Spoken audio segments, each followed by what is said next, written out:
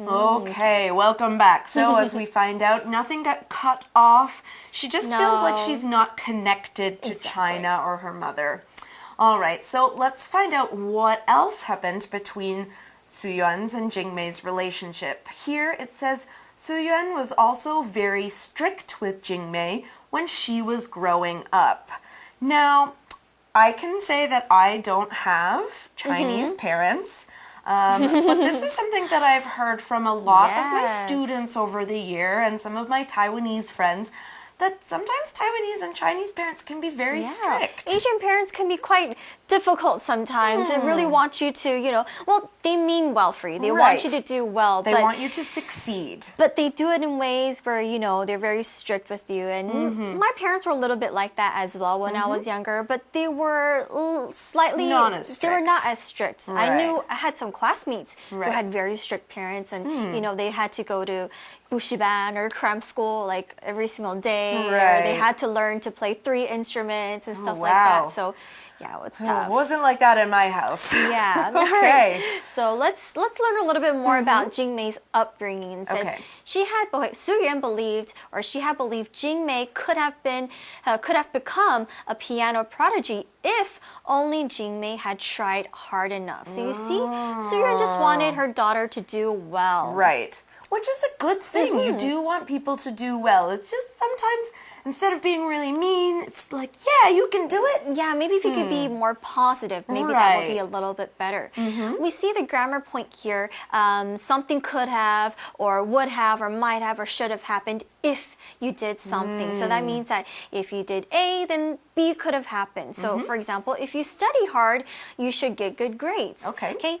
Now we can also take a look at this grammar structure a little bit more. What we can do is we can add if to the front of the sentence. Then we add our subject. Okay, but here is kind of tricky because you have to have had and then the PP form of the verb. And then the rest of the sentence is the subject or the noun or whatever, would have, could have, might have, and then again, the PP form of the verb. So remember, our verb should be in the past participle form. So, for example, it's best if we look at an example. It says, if it hadn't rained, they could have gone to the beach. Or if Jane hadn't stayed up late, she might have woken up on time. So this is just how it works. If you did something, then B could have happened. Okay, let me try. If Dave had fixed his car, it wouldn't have broken down. Exactly. Okay. Very good. All right. Easy, right? Yeah. All right. Well, let's find out more about what a prodigy is first before we go on, because we did see that word. A piano prodigy, or just a prodigy in general, is someone who's very, very good at something. Almost to the point where they are the best at something. So if you think about the cello player Yo-Yo Ma, do you know him? I would say that he is a cello prodigy. He's one of the best players in the world. That's right. Right. Now, not everybody can be a piano prodigy. Even if your mom says you can, it might not happen for you. I think it's all like, you're born with it, or if you're not born with it. Okay, well, Jingmei, she had to live with this. Her mom wanted her to be a piano prodigy, but she was very strict. Here's what happened with Jingmei. It says, Jingmei, however, grew up believing her mother's harsh criticism meant that Suyuan lacked affection for her. Okay, so this is not great. So Suyuan is saying all these harsh things. Harsh here means strict or mean or unfair for some reason. So when someone says mean words to you, or you have strict rules or strict actions or unfair things that happen to you, we can call them harsh. For example, Irene hates her parents' harsh rules. She's never allowed to go out and see her friends. Okay. Poor girl. All right, so we see that Suyuan had a lot of harsh criticism for her daughter. Now, criticism is a noun and it means to make a comment or just to say something about, the problem or the faults of a person or a thing. And usually criticism shows disapproval, so it can be negative sometimes. But if you really, really do want to help someone out, you should give them helpful criticism, meaning that you shouldn't say mean things just for the sake of saying it. You should really find what the problem is and try to help the person do better instead of being negative all the time. For example, we can say, in this job, you need to be able to accept criticism. Right. Actually, the term that you kind of talked about there with criticism, we actually call it constructive criticism. That's right. Yes. If it's something helpful, it's called constructive criticism. Exactly. Okay, so when Soo-yeon was saying all these harsh things to her daughter, you're not good enough. Right. You don't play well enough. What Jingmei was actually thinking was that she's always saying these mean things or these harsh things, and so she doesn't have affection for me. Now, affection is a noun, and it's the feeling of like for somebody or something, or a feeling of caring for somebody or something. So basically what we're saying there is that Jingmei believed that her mother didn't really love her, which is kind of a hard thing to feel about your mom, right? Yeah, and I guess I would feel that way too if every day my mom was saying to me, oh, you're not good enough, you don't do well enough, your grades are bad.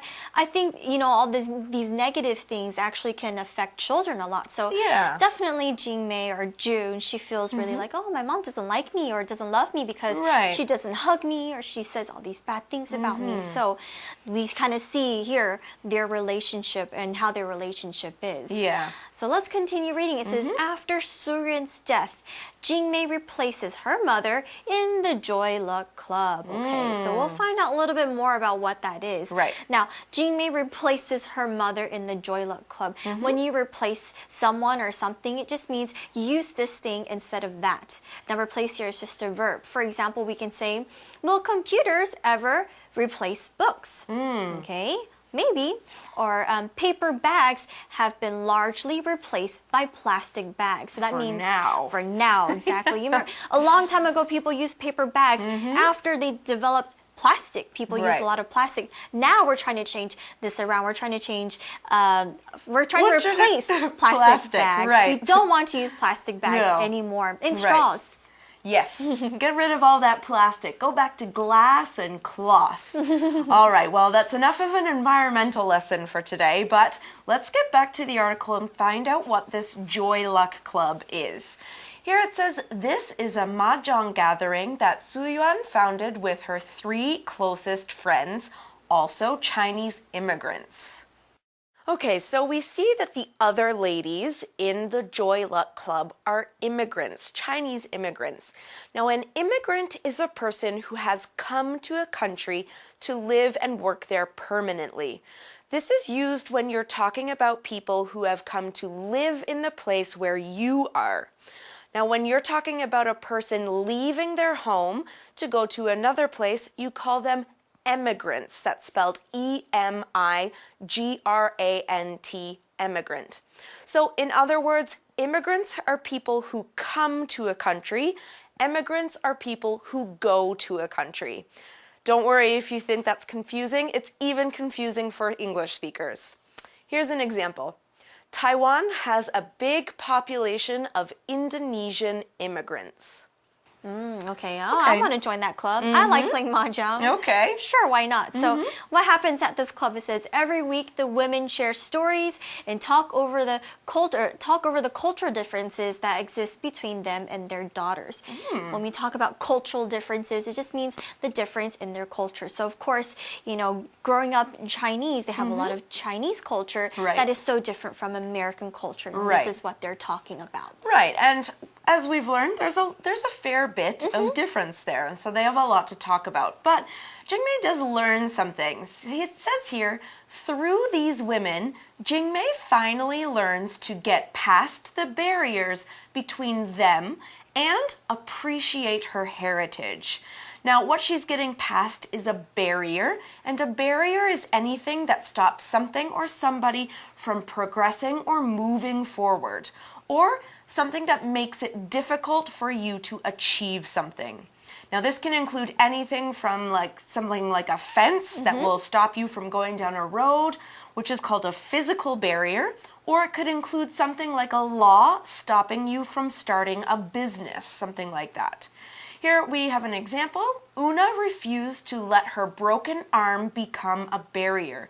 She found other ways to do her art. All right, so she's getting over the barriers of their cultural differences, and she learns a little bit more about her heritage. Right. Remember, she didn't really know too much about her Chinese heritage here. So heritage is basically the traditions and the beliefs that are part of a history of a group of people, or even about a country or a nation. So when you talk about heritage, it's kind of like also your traditions and your cultures as well. So through the Joy Luck Club, she learns a little bit more about her Chinese heritage and a little bit more about her mom as well. Yeah, which is a good thing to do.